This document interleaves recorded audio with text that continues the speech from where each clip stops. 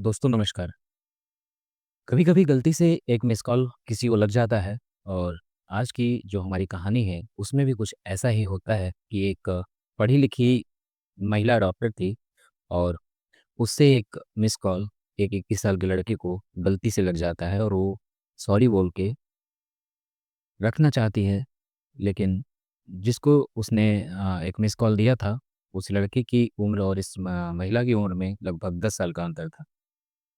जब महिला फ़ोन रखती है तो उस लड़के को उस महिला डॉक्टर की जो आवाज़ थी वो बहुत अच्छी लगती है और लड़के के कहने पे वे बात उनका स्टार्ट होता है और एक अच्छी बॉन्डिंग बन जाती है। ऐसा लगने लगा था कि वे एक दूसरे के बिना जी नहीं पाएँगे और फिर बातचीत का जो सिलसिला था वो शुरू हो जाता है। अभी कुछ ही घंटे बीते ही थे कि महिला डॉक्टर लड़के से कहती है कि मुझे तुमसे मिलने का बहुत ही मन कर रहा है। लड़का कहता है कि अगर मिलने का मन कर रहा है तो ठीक है, आ जाओ और वह महिला डॉक्टर इतना सुनने के बाद लगभग 700 किलोमीटर का सफ़र करके उस लड़के के पास पहुंच जाती है और पहुंचने के बाद दोनों में बातचीत का जो सिलसिला है वो शुरू हो जाता है। तभी वहाँ पर एक क्राइम हो जाता है और क्राइम इतना बड़ा होता है कि ना केवल एक जिला बल्कि कई जिले की पुलिस भी परेशान हो जाती है। हालांकि पुलिस की सतर्कता के चलते एक जान बच भी जाती है और 6 लोग जो अपराधी होते हैं वह भी हमेशा हमेशा के लिए सलाखों के पीछे भी पहुंच जाते हैं। और उनके पास बेशुमार डिग्रियां हैं। उन्होंने भविष्य में कुछ पाने के लिए बहुत एजुकेशन हासिल की थी, लेकिन उनकी जो ज़िंदगी थी वो हमेशा के लिए रुक चुकी थी, उनके करियर पे ब्रेक लग चुका था। आज की कहानी उसी लेडी डॉक्टर की है जो डॉक्टर तो थी लेकिन अय्याश थी। घटना है उत्तर प्रदेश में, एक ज़िला है बहरा। दरअसल मैं बात कर रहा हूँ 18 जनवरी 2021 की शाम लगभग 4 बजे के आसपास की।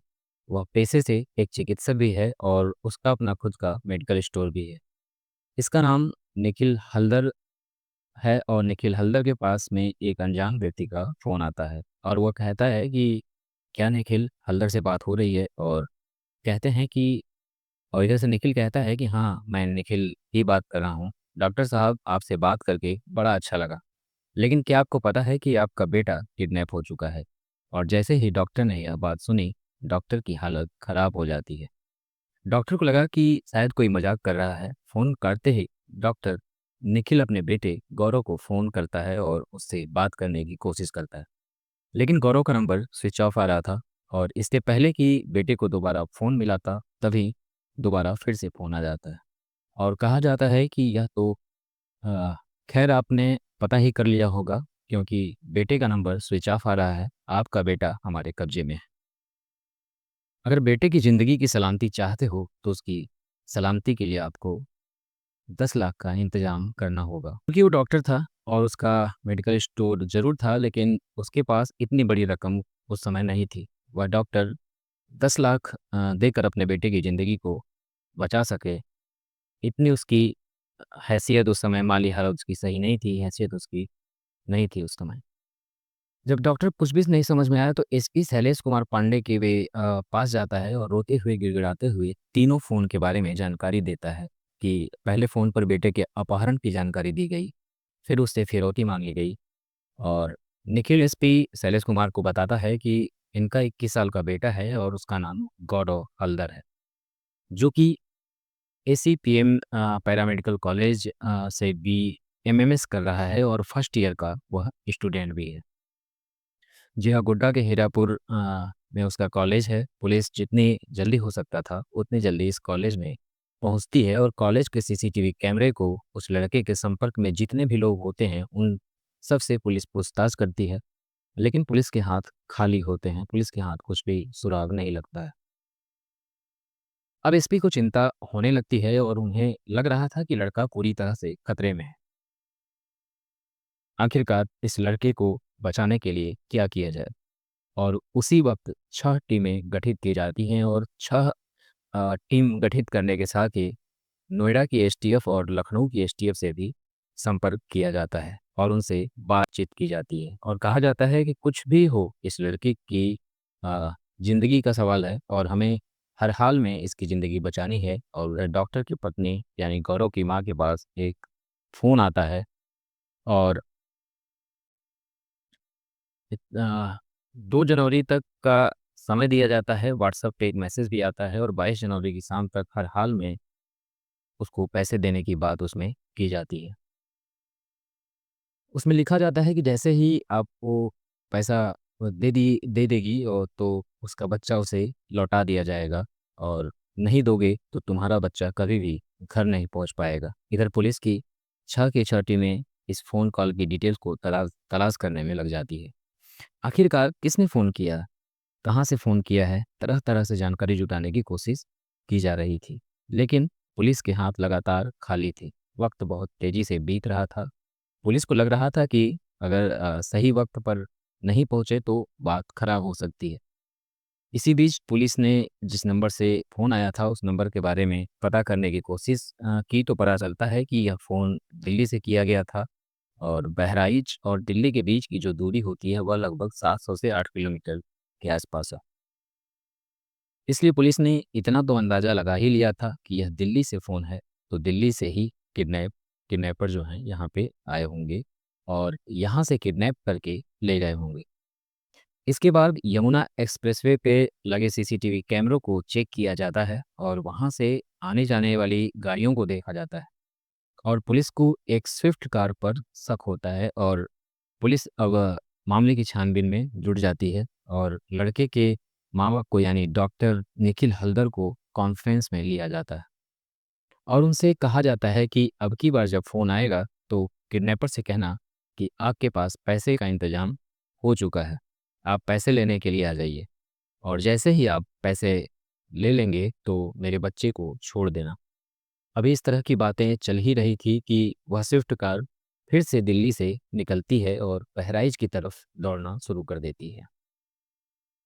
जैसे ही यह कार ग्रेटर नोएडा से निकलती है और यमुना एक्सप्रेसवे पे चढ़ती है, नालिश पार्क के पास पुलिस ने कार को चारों तरफ से घेर लिया, उसकी घेराबंदी कर ली क्योंकि पुलिस को सीसीटीवी कैमरे के आधार पर उस गाड़ी के आने-जाने के बारे में पता चलता है और यह भी पता चलता है कि किडनैपर जो है, दिल्ली के ही लोग हैं और इस किडनैपिंग में शामिल होते हैं पुलिस ने इस किडनैपिंग में जो लोग भी शामिल होते हैं, उनको पुलिस ने चारों तरफ से घेराबंदी करके आखिर स्विफ्ट कार को रोक लिया और उसके अंदर एक व्यक्ति मिलता है, जिसका नाम अभिषेक सिंह होता है और जो पेशे से एक डॉक्टर होता है। साथ ही उसके 2 दोस्त होते हैं, एक का नाम नितेश सिंह होता है और दूसरे का नाम मोहित सिंह होता है। पुलिस ने इन तीनों को पकड़ा और जब सख्ती से पूछताछ की, तो पूछताछ करने पर 2 लोगों के नाम और सामने आते हैं, यानी 22 जनवरी को किडनैपर गिरफ्तार कर लिए जाते हैं। अब पुलिस ने उनके नंबर सर्विलांस पे लगाए और पता लगाया कि आखिरकार यह कहाँ से आ रहे हैं। तो उन्हें पता चलता है कि दिल्ली डेवलपमेंट अथॉरिटी के बने हुए बकराल में जो फ्लैट है, उन्हीं फ्लैट के अंदर इनकी आवाजाही होती रहती है और यह वहीं से आ रहे थे। और पुलिस की टीम ने जब वहाँ छापा मारा तो एक कमरे के अंदर वह लड़का यानी गौरव हल्दर मिल जाता है। लेकिन वह बेहोशी की हालत में होता है। लेकिन जब उसे होश आता है तब वो पुलिस को एक कहानी सुनाता है, एक कहानी बताता है और वो कहता है कि सर 15 जनवरी को उसके पास एक अननोन नंबर से फ़ोन आता है और मैंने फ़ोन पर बात की तो एक सुरीली सी आवाज़ में एक लड़की बात कर रही थी। उस लड़की से जब बातचीत का सिलसिला शुरू होता है तो उस लड़की की आवाज़ जो है बहुत प्यारी थी।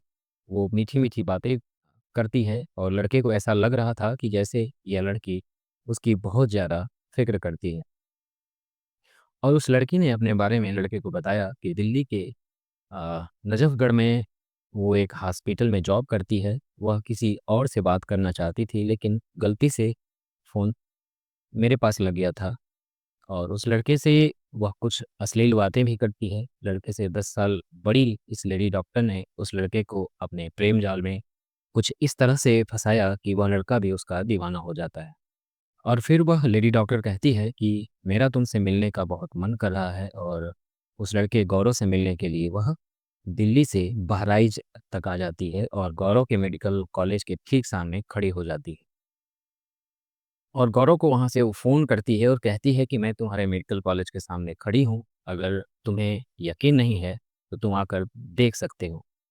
गौरव को यकीन नहीं होता है और जिस लड़की ने उससे 3 दिन पहले बात करनी शुरू की थी, यानी 15 जनवरी से वह बातचीत करना शुरू करता है, वो लड़की 18 जनवरी को उसके पास कैसे पहुंच सकती है। लेकिन जब वो अपने कॉलेज से बाहर निकल कर देखता है तो वह खूबसूरत सी लड़की, जिसको उसने अभी उसकी कुछ वीडियो देखी थी और वह उसके सामने होती है। तो गौरव को यकीन नहीं हो रहा था।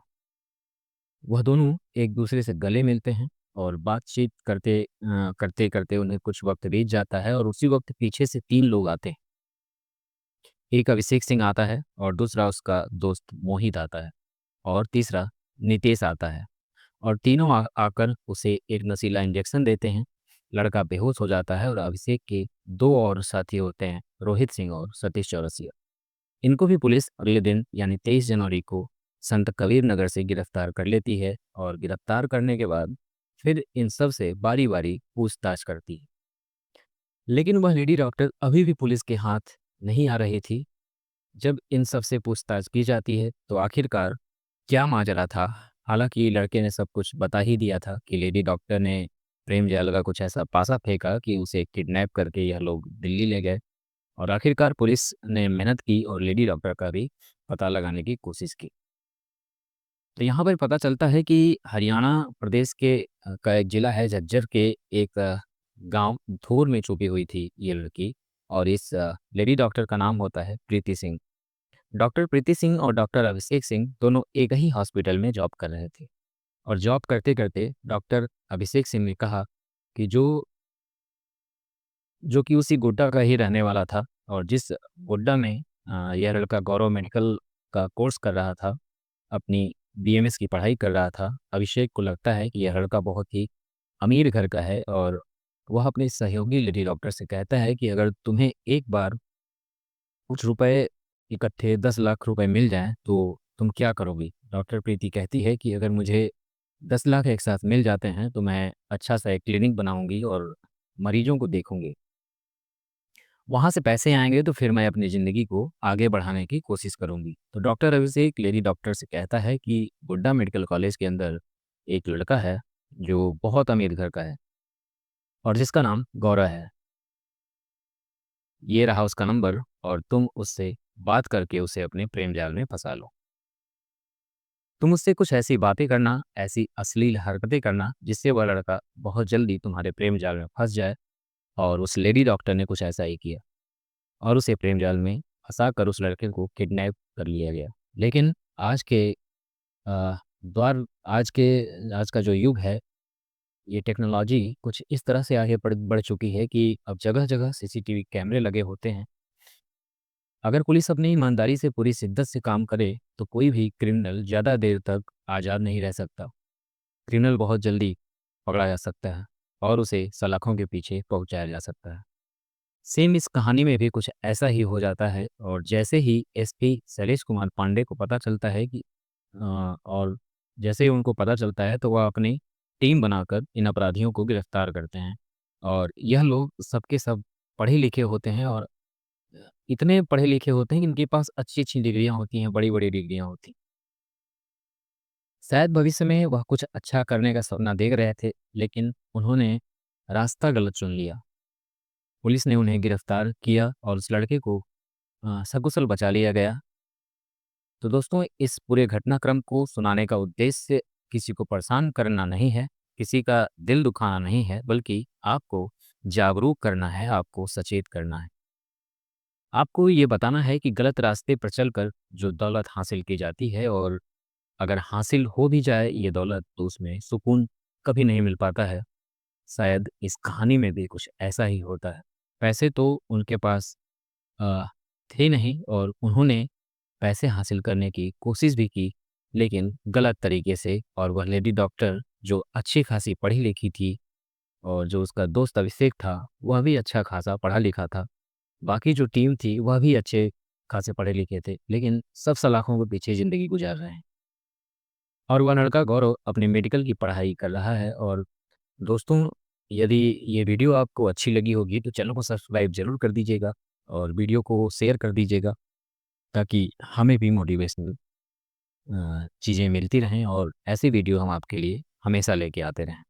तो मिलते हैं एक नई कहानी के साथ अपनी अगली वीडियो में, तब तक के लिए जय हिंद।